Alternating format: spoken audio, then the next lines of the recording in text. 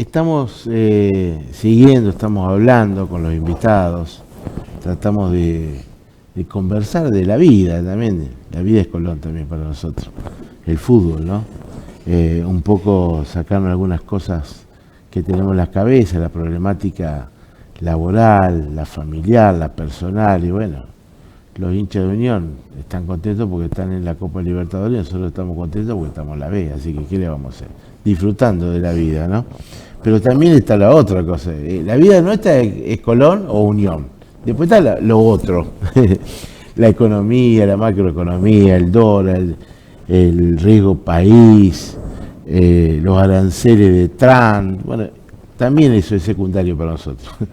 Estamos con un especialista, con una persona que apreciamos mucho porque cada vez que lo llamamos generalmente está, porque es un tipo de bien, un especialista, un economista a nivel nacional, el contador Milesi. ¿Cómo le va, contador? ¿Bien? ¿Qué tal, Carlos? Bien, me va bien. Gracias por estar con nosotros. Y vemos, yo lo hablaba en la editorial hoy, vemos con sorpresa algunas cosas que pasan, qué sé yo, explíquenos usted lo que está pasando. Los aranceles de Trump, las acciones de las empresas argentinas que bajan en Wall Street, el riesgo país que sube a más de 900 hoy viernes, el dólar sube un poco también, y el poder adquisitivo de los argentinos. Y sí, son varias cosas, ¿no? Las acciones siempre son un tema volátil, cambian, suben y bajan y demás. Sí. No es extraño que bajen. Todo esto que pasó con Trump requiere una etapa de digestión. Están haciendo la digestión todos los países, la Unión Europea, están haciendo la digestión de cómo queda un esquema de aranceles que estableció Trump por decreto. Fíjese usted cómo son las cosas, ¿no? Qué sabias son las leyes. Nuestro viejo código aduanero le daba al Poder Ejecutivo flexibilidad para fijar este tipo de cosas, aranceles y reembolsos y demás. Y eso se cuestionó mucho en el 2008 con las retenciones. Y algunos decían, mirá que ese es un instrumento que el Poder Ejecutivo necesita usar sin tanta discusión y demás. Y lo necesita usar. Bueno, fíjese que Trump no pasó por la ley. No. Esto no lo resolvió la legislatura. Hizo un cambio que está afectado mundialmente.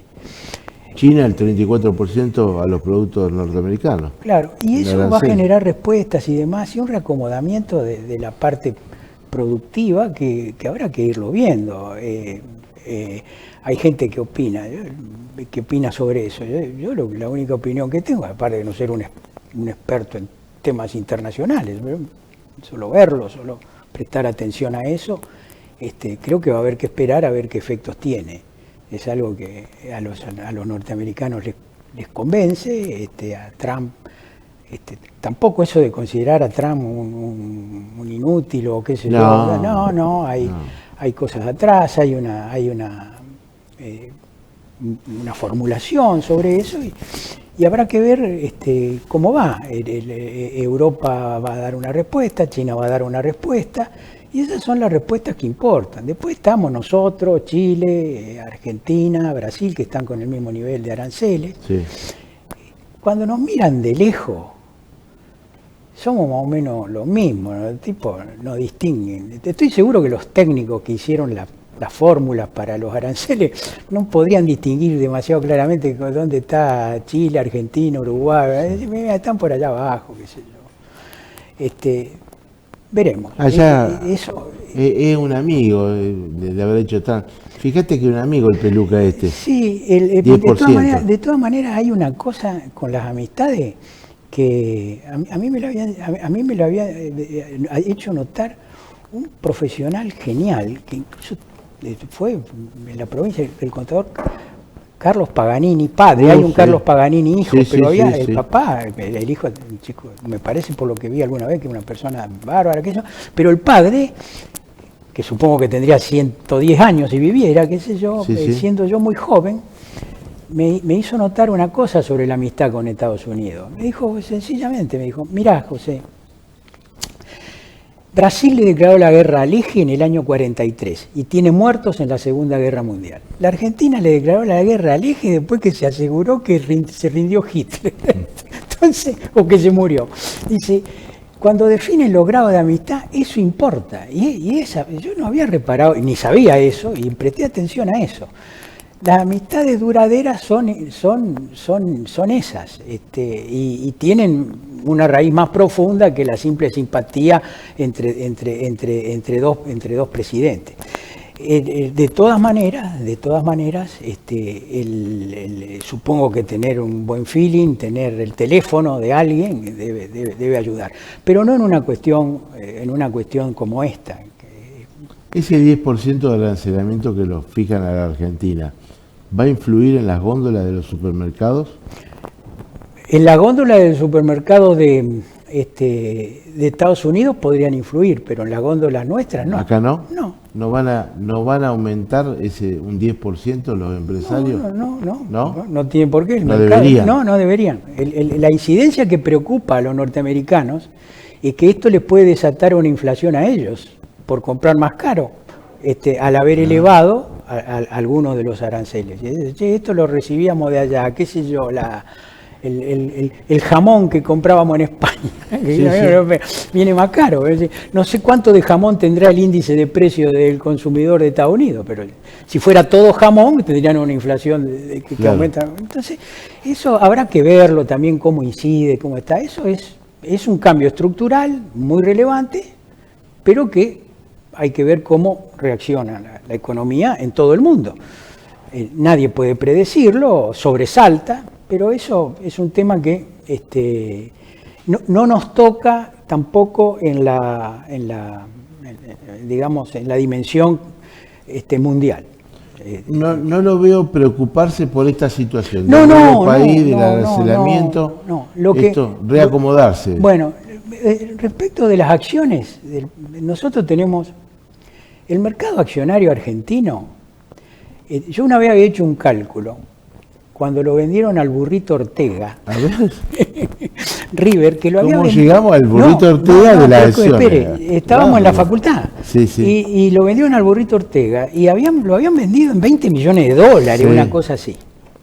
Y entonces era una cifra impresionante, estoy hablando de la década del 90.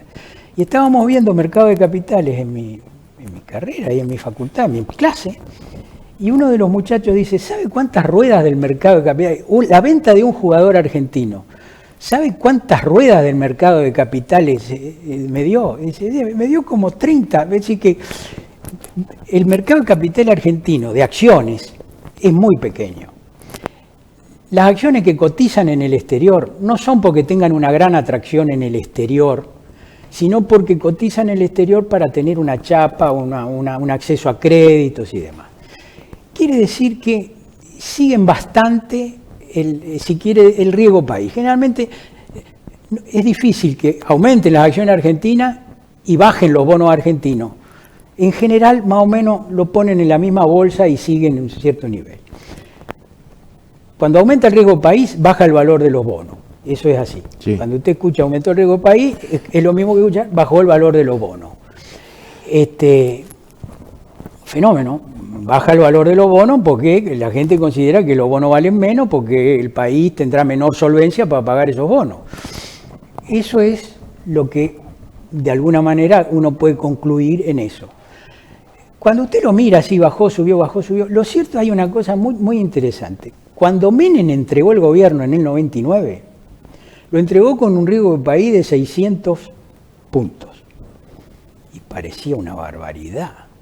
Decía, pero mira, este turco le entrega el poder al pobre y el pobre de la Rúa tiene un riesgo país de 600 puntos, que si la Rúa agarra los 600 puntos de riesgo país y hoy agarra y dice, firmamos por un año de 600 puntos de riesgo país, firmamos ya.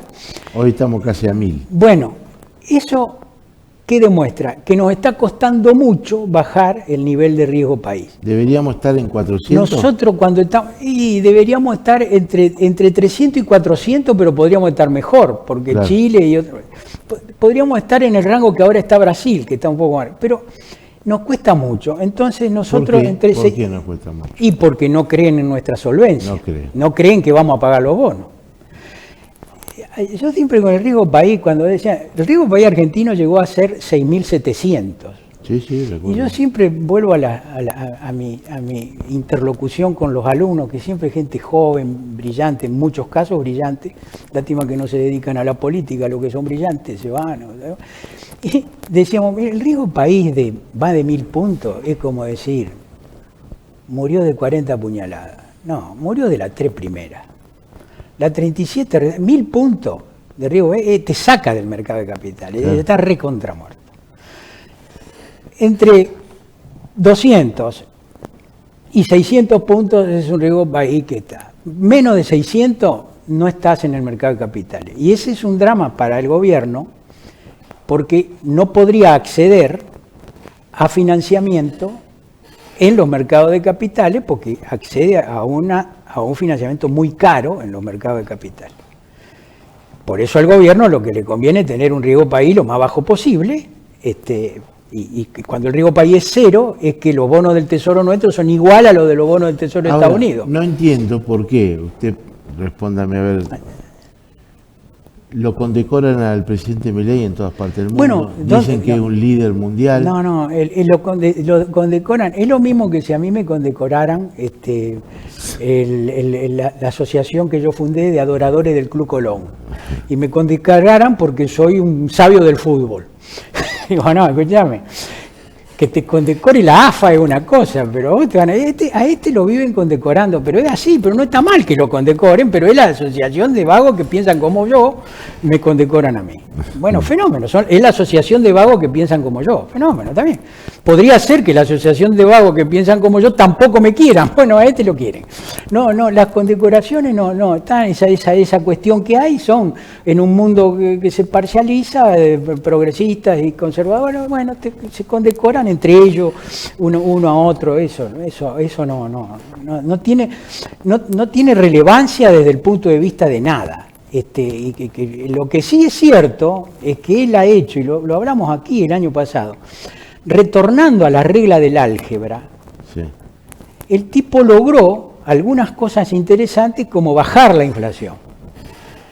Ahora tiene que bajar la inflación del 2%. No lo está logrando. No lo está logrando. Es más, decir que acá, usted perdóneme que voy a usar un término, acá son bastante burros, porque si quisieran chicanearlo, Macri y todo eso va. Macri, al año de asumir, tenía una inflación del 1,4, 1,3. Después le saltó todo. Yo podría decirle, che viejo, vos tuviste... Es difícil bajar la inflación. Lo que ha hecho bien es bajarla sin controles, sin forzar nada. No ha soltado las tarifas que tienen efecto sobre la inflación, sobre el número de la inflación. La banana vale lo mismo, pero el número de la inflación, a ese que estamos todos atentos, y ese número está influido por las tarifas, y no ha hecho barrabasada, lo ha hecho con cuidado, lo ha hecho, y bueno, está. Ahora el tipo tiene que, ya bajó los primeros 20 kilos, empezaba 120, pesa 80, pero el vago, el médico dijo que tenía que pesar 60, bueno, ahora está entre los 80 y los 60, eso le va a costar. Nos va a costar, no es de él, nos va a costar, y ojalá se logre, y podamos ir a una inflación razonable.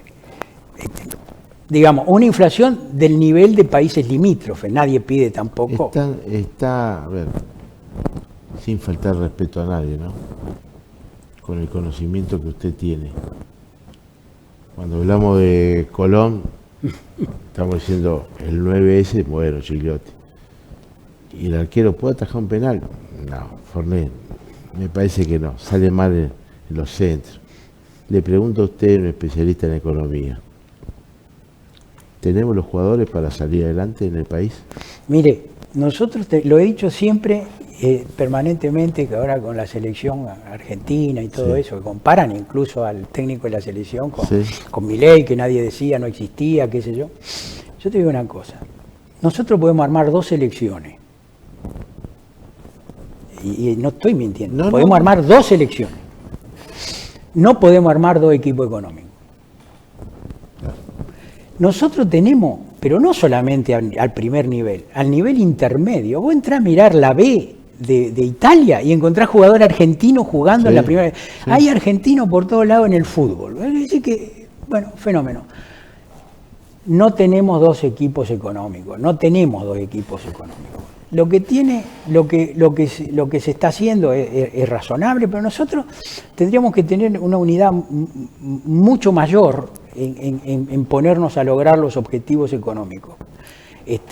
Lograr bajar el riesgo país significa poder tener acceso al mercado de capitales. Eso no significa que vamos a endeudarnos, pero es lo mismo que si usted está en el Veraz y entonces usted no puede ir ni a comprar a crédito en la esquina. Sí. Bueno, después mejor no comprar a crédito, pero no quiero estar en el Veraz. El riesgo país de más de 600 es el Veraz, ¿viste? Te presta el Fondo Monetario, países, qué sé yo, bien, con condiciones, estamos. No tenemos eso. El equipo económico del gobierno es un equipo muy limitado en personas, y algunos muy capaces, pero son pocos. Es cierto que un liberal como este no necesita, por ejemplo, secretario de Comercio. Claro. ¿No? ¿Usted se acuerda que siempre el secretario de Comercio Moreno, el otro Tombolini, que todo eso se sabe? ¿Quién es el secretario de Comercio? Usted no sabe. Bueno, esto juega sin secretario de Comercio y la verdad, que casi demuestran que no hacía mucha falta el secretario de Comercio, vamos a decir la verdad. En el Banco Central... Ahí está la cuestión también que quería preguntarle, porque nos vendieron que había que destruir y aniquilar el Banco Central. Hoy estamos pensando que tiene que venir urgente el crédito del Fondo Monetario Internacional para aliviar al Banco Central. No solo eso, uno le podría decir, porque estos se chicanean con jueces, con la hermana, con el perro y con eso. Yo le podría decir a Milei, che, Milei, vos querías destruir el Banco Central, sí. Y lo querías hacer mierda. Sí. Él dijo así, hay que hacer mierda. No, hizo campaña con fenómeno. Eso. ¿Para qué lo va a capitalizar? Claro. Si vos vas a destruir tu casa, ¿para qué le va a agregar 2 habitaciones? No, bueno, esa chicana no la escuché. No la escuché porque estos son burros, no saben ni chicanearse. Pero hay una cosa que sí es cierto. Es necesario capitalizar el Banco Central y lo va a hacer con un préstamo. Y lo va a hacer con un préstamo en el que va a sustituir cierta plata que el Estado le sacó al Banco Central y que no están en las reservas. Con usted lo hablamos en el 2008. Sí. Si yo voy al Banco Central, porque soy el dueño, y le digo, pagá estos 2.000 millones de dólares que debemos, y ni siquiera le doy el equivalente en pesos, el Banco Central saca esos 2.000 millones de dólares y me lo anota a mí. Cuando se fijaron en eso, el Banco Central tiene en el activo al propio Estado Nacional. Lo que quieren hacer es limpiar eso, el Estado Nacional pide la plata. Ahora, no podés decir que el Banco Central no se necesita. Además, el Banco Central ha sido el gran aliado del liberalismo, del neoliberalismo, de como quieran llamarle, porque los bancos centrales entraron a funcionar mejor desde que se lo sacaron a los políticos y dijeron es independiente. Claro. Entonces vos tenés en Perú, que tienen presos los tipos, se suicidan los presidentes por chorro. Tenía un desorden, viene un vago con un sombrero, tenía un desorden, pero el presidente del Banco Central mantiene un nivel de inflación, un tipo de cambio y demás. Esos son los logros de la modernidad, es un Banco Central independiente, no un Banco Central inexistente. Pero bueno, ahora está demostrando que lo va a capitalizar, ojalá lo capitalice y ojalá siga haciendo bien lo que está haciendo bien. Lo que yo creo de todas maneras, es que ocurren algunas cosas que son cuestiones de resolución operativa. Usted me la planteó ayer cuando hablamos de venir. El dólar, la inflación, la devaluación. El dólar retrasado. Fíjese una cosa, yo desde el año 80 calculo un valor del dólar que es como si le calculara un valor a su casa.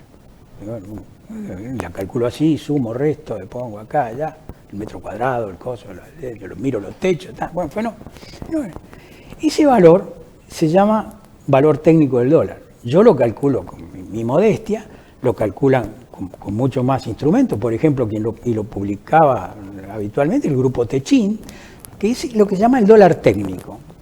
Ese dólar técnico está dando 1.500 pesos ahora. 1.500. Ahora, si yo le digo a usted, el dólar tiene un valor de 1.500, usted me dice, pero me fui a la esquina y lo compré a 1.320, allá en el banco que está más cerca de acá. Entonces yo le digo, ¿sabe qué, Carlos? Hay una diferencia entre valor y precio. También puede pasar con tu casa. Yo te digo, tu casa vale $400.000, y vos la pones en venta y nunca la vendés, porque precio y valor son cosas diferentes. Es innegable que el precio del dólar es 1.320 en el mercado de ayer. Lo que se está pagando. Exacto. Ahora, eso significa que respecto a los 1.100 que pone el Banco Central está un 20% atrasado. Pero nadie puede negar que sí. Mi prima compra dólares, sale de acá y dice, este charlatán de mi primo, mirá lo que está diciendo, y se compra un dólar en 1.300 y va a decir, viste, te dice que vale 1.500. Está loco. Bien. Tenemos un 20% de atraso contra el mercado. Alfonsín creía que con la democracia se comía, se curaba y se educaba. Y con el mismo dogmatismo, cree que con el mercado se come, se educa. Pero tiene un cierto realismo. Digo, escúchame, si cree en el mercado, ¿por qué no lo pones 1.320 al dólar oficial? Y dice, voy a tener un 20% de golpe inflacionario. Pero entonces ahí se está moviendo con pautas.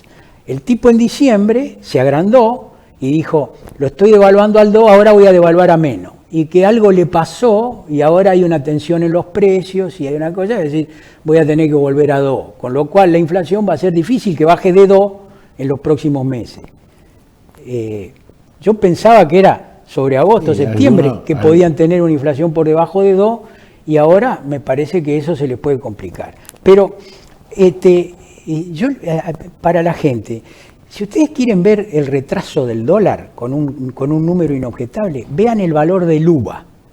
En marzo del 2016, el dólar y el UVA valían lo mismo. Sí. Ahora, el UVA lo tomé 1.402. No está tan lejos de 1.320, no, pero está lejos de 1.100. Está más lejos de 1.100.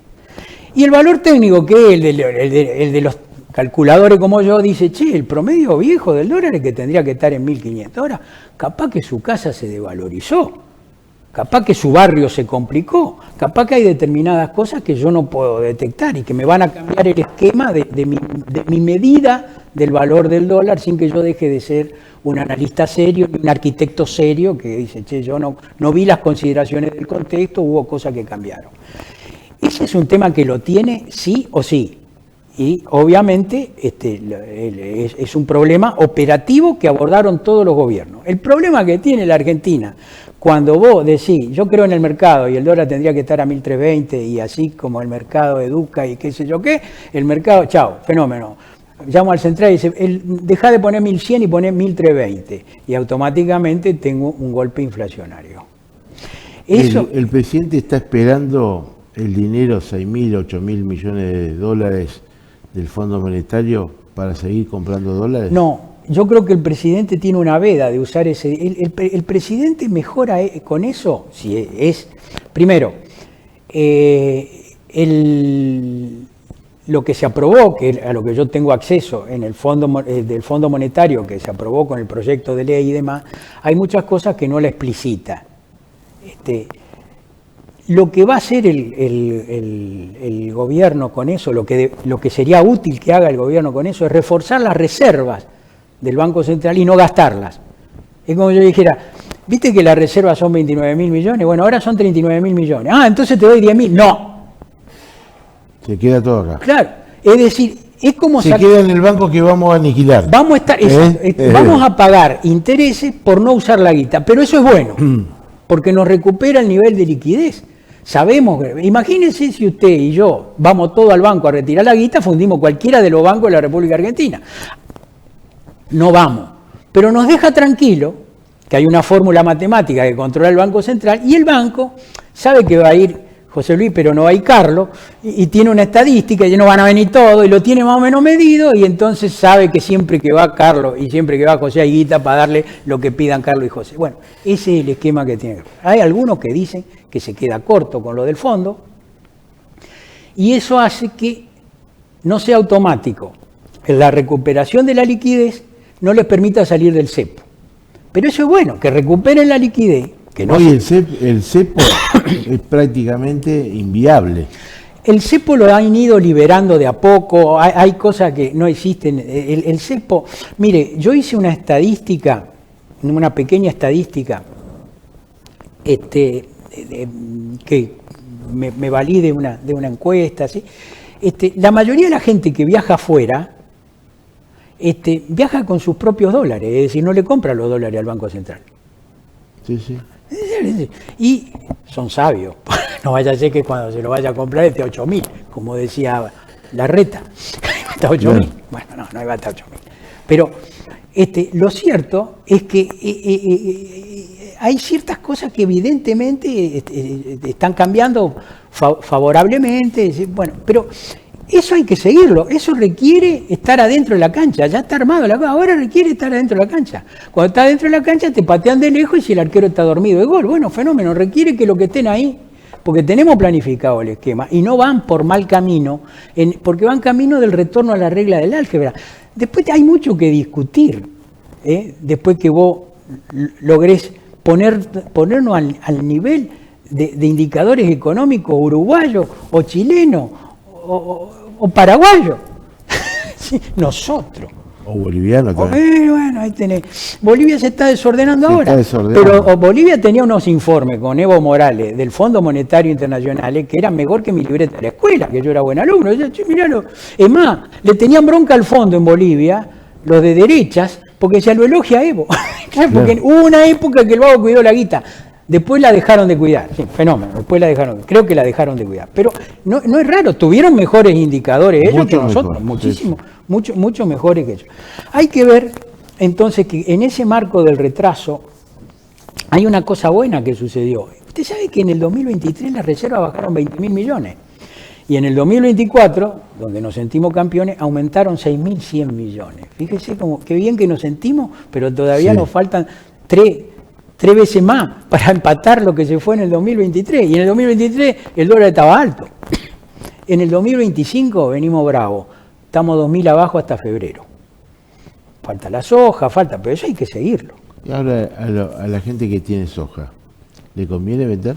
La gente que tiene soja va a ver cómo evoluciona el precio de la soja. Va a ver si alguna de estas disposiciones que afectan, que sacó Estados Unidos vinculadas a esto, genera alguna modificación, probablemente en costos de insumo o algo así. Hay que ver, no lo sé, pero hay que verlo. Y con eso va a poder definir cómo... Porque el gobierno está confiando también en esa... No, el gobierno espera el primer semestre, malaguita del fondo, para estar con un nivel de liquidez que quizá le permita salir del cepo en el segundo semestre, porque vienen amenazando con irse del cepo este año.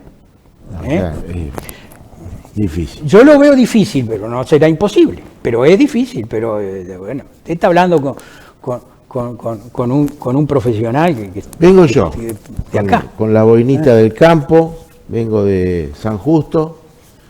Contador, tengo ya para liquidar tantos toneladas de soja. ¿Qué hacemos? Lo que vos le podés decir en ese caso es que estos, fíjese que los expertos esperan $1 los expertos esperan $1 no quiero errarle el número, permita, de 1.200 pesos al 31 de diciembre, el dólar oficial, de 1.200 pesos al 31 de diciembre del 2025. Vos podrías decir, mirá, esto se la están jugando. Este año, modificaciones muy severas del dólar oficial, que es con el que a vos te liquidan la soja, no va a haber. Fíjate el mercado de la soja. Esa sí que podría tener algún efecto global de las medidas de este tipo, de Trump. Sí. Fíjate, yo no sé, quizá un experto en mercado sabe si sí o si no. Algún efecto colateral, algo que puede influir eso. Y tomar la decisión de vender o comprar soja, más con el mercado de futuros de la soja, donde vos podés ver los precios de mercado futuro, que por una expectativa de devaluación grande. Obviamente, si ocurre un fracaso, ocurre una devaluación, pero ocurren muchas otras cosas. Yo lo que creo es que el tipo de cambio a fin de año, a pesar de que los expertos del REN digan 1.200, va a tener una presión, está teniendo una presión, que esa presión no solamente es por mala fe, porque hay presiones de mala fe también. Que piden devaluación. Que piden la devaluación. ¿Usted sabe cómo era el mecanismo de la devaluación en la Argentina? El mecanismo de la devaluación argentina es un mecanismo antimercado total. A mí me lo explicó un tipo que trabajó varios años en el aspecto técnico para el grupo Techini. Y el asunto es así. Vienen los obreros. Y se necesitamos aumentos salariales, qué sé yo, la paz social, qué sé yo. El tipo ahí, el Paolo Roca, levanta el teléfono, tiene todos los teléfonos de todos los vagos. Sí. Tiene el teléfono de Cristina, del otro. Y este no sé cómo le irá con el teléfono de este o del perro, o de mi hermana. Y entonces el tipo dice, bueno, la paz social, qué sé yo, y agarra y dice, bueno, fenómeno, te doy el aumento de sueldo. Mira al costado y le pregunta al experto, che, estábamos pagando 70 centavos de dólar la hora y con esto la dólar se va a 85 centavos de dólar la hora. ¿Cómo no tenemos que manejar? Levanta el teléfono y habla con el Ministerio de Economía y dice, che, devalúa en cuota, pero devalúa. Y dentro de 3 meses vuelvo a tener 75 centavos de dólar, que es lo que me permite vender en el mundo, claro, porque soy una multinacional.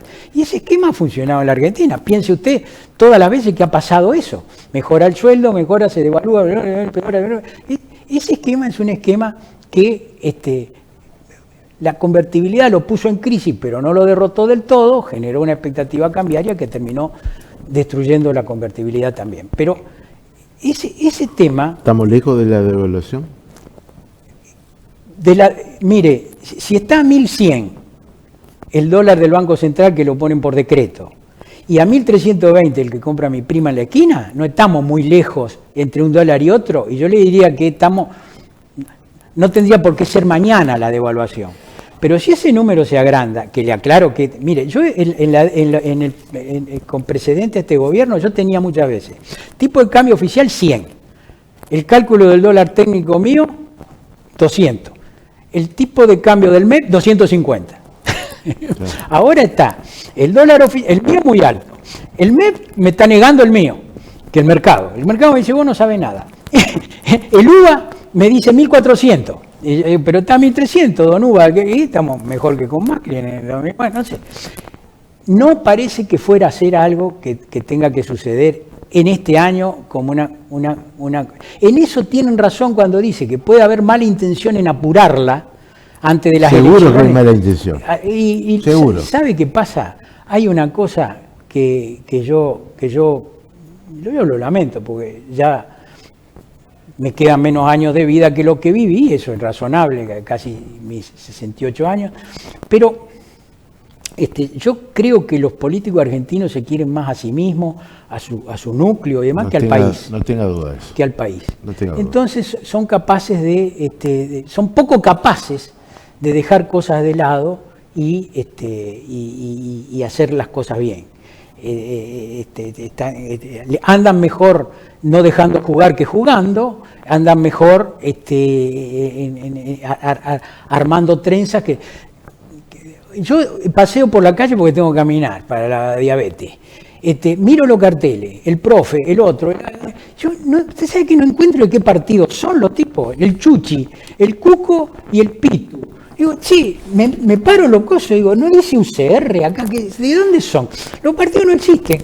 Existen unos tipos que van a ser concejales y que dicen que quieren mucho a la ciudad. Bueno, mi tío Vicente también lo quería, fenómeno, pero de que él era radical. ¿De dónde son? Tenemos eso, que eso es estructuralmente, porque ¿a quién puede? Usted dice una cosa, yo lo digo porque lo dije siempre y a mí me angustia. Yo no tengo por qué mirar a Milei y decir, che, está un poco chiflado.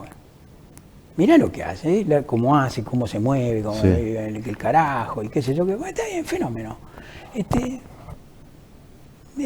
Está bien, está en el gobierno. Ahora digo, si él tuviera que negociar alguna cosa, como cuando lo llamó Menem a Alfonsín, hicieron el Pacto de Olivos, que no sé para qué sirvió, capaz que para nada, pero ¿cómo se hace eso? Si hay alguien que tiene que decir, che, tengo que mangar al Fondo Monetario. No pudieron meter 2 ministros en la Corte. Bueno, tengo que mangar al Fondo Monetario y no quiero hacerlo por la ley porque tengo que ocultar algunas cosas, porque lo que fuera. Y agarrá y llamá al de la otra parte y le explicá. Y el otro te entiende y te dice, sí, vamos, porque con esto no se jode. Eso nosotros no lo tenemos. No. Y Milei los vive insultando, con lo cual casi siempre se queda corto. Pero cuando se queda corto, yo lo veo, se queda corto. Parece nosotros el otro día después del gol de Central Norte. No había insulto que no fuera adecuado. Se queda corto. Estamos así. Eso es dañino y eso es un problema estructural. Problema que también tiene Estados Unidos, tiene España, donde no se hablan prácticamente entre oposiciones. Sí. Hay una cosa que no sé. Nosotros, en el tema, yo digo, en el tema económico, fíjense una cosa, las exportaciones vienen bien, si se mantuvieran las del año pasado. El año pasado tuvimos un déficit un superávit muy interesante de diferencia entre exportaciones e importaciones. Bueno, hay que seguir con eso, los famosos superávit gemelos, y eso es sano, lo logre Labaña, lo logre o lo logre quien sea, los superávit gemelos son sanos y son necesarios, como quedó absolutamente demostrado, después que alguien en la Argentina dijo, vení Labaña y andate, un técnico inobjetable, aunque de otra idea que la mía, pero sí. ¿Qué importa? Pero inobjetable, era inobjetable, y puso a Miseli y abandonamos la regla del álgebra.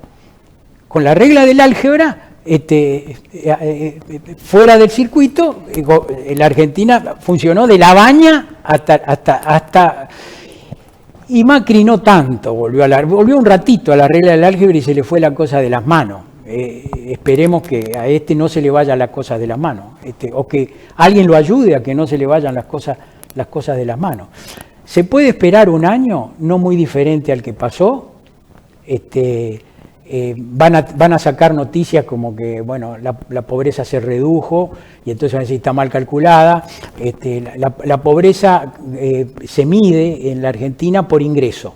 Entonces, si no hay inflación o hay poca inflación, los ingresos mejoran. Si los ingresos mejoran, hay menos pobres. Sí.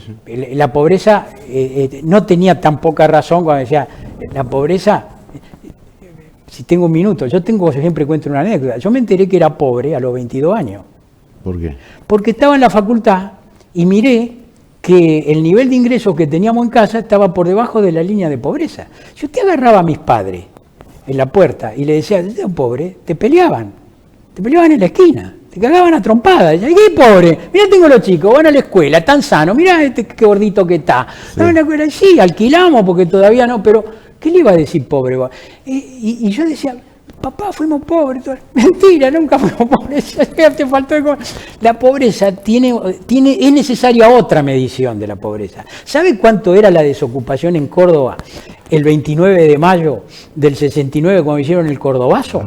Era el 2,5%. ¿Sabe cuál era el salario del peón industrial cordobés de esa época? Era el 50% superior al mismo salario del peón industrial de la zona industrial de Brasil.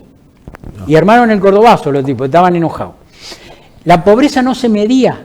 ¿Por qué? Pues decía, mirá, si hay un 2% entre desocupación, los desocupados seguro que son pobres, agregale un poquito más, porque hay algunos empleados que son pobres también. ¿Y qué sea? El 13, el 14, intuyen algunos, sería el 13, no hay una medición. Y bajó, subió. Dejemos con eso. Va a bajar el día que tengamos una desocupación baja y va a bajar el día que el argentino no se sienta pobre. Y mientras se sienta pobre, seguirá subiendo o manteniéndose la pobreza. A ninguno de esos que la estadística sacó, usted le preguntó, che, ¿vos el año pasado te sentías pobre? Sí, y este año también. Pero no está en la estadística. Tengamos conciencia también de lo que son las estadísticas. Y no dejemos de festejar que bajó la pobreza y que bajó la inflación y demás. Pero pongamos también una cosa, los límites. Hay una inflación estructural, hay una pobreza estructural. Hay una cosa que no puede hacer. Y hay una corrupción estructural. Bueno, eso también. Pero eso me dijo una vez un chileno, que yo siempre pensé que los chilenos eran más decentes que nosotros, pero él se ve que no tenía esa opinión. y me decía don Jaime, dice, don José, dice, ustedes son inútiles. Ladrones tenemos nosotros también, pero ustedes son inútiles. Pinochet no sé cuánto se afanó. ¿Se acuerda que apareció una guita que tenía donde Pinochet creo que afanó? Videla no afanó, pero Pinochet se afanó. Pero era eficiente para otras cosas. Bueno, es un poco eso. Yo creo que la corrupción, sin duda. Pero hay una cosa, nosotros tuvimos mucha mala praxis con diferentes ideologías. No fue tanto. Mire, se cumple ahora un aniversario del Plan Austral. Yo le voy a hacer llegar un artículo que yo escribí siendo casi niño, viéndome de ahora, en junio del 1985, en defensa del Plan Austral, porque los radicales no lo defendían con tanta gana. Y yo estaba afiliado al Partido Radical y escribí un artículo del diario Electoral, fue muy gentil, lo publicó, diciendo, es una oportunidad.